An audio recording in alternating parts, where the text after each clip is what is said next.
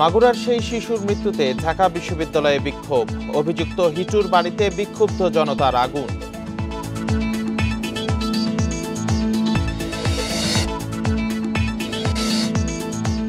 সাবেক উপাচার্য অধ্যাপক আরেফিন সিদ্দিক মারা গেছেন।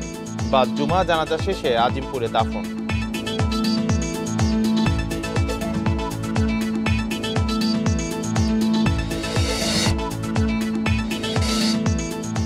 নির্বাচন সামনে রেখে তৃণমূলের দল সাজাতে নজর এনসিপির, বিভিন্ন জেলায় কমিটি দিচ্ছে ছাত্র সংসদ।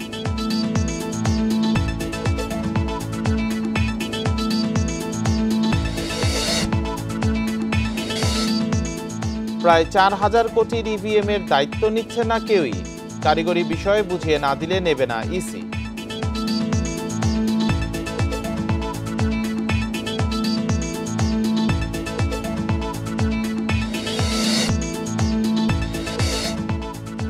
বাংলাদেশিদের জন্য ওমরা ভিসার হার নেমেছে ৩%। অপেক্ষায় লাখো যাত্রী, সংকট সমাধানে উদ্যোগ।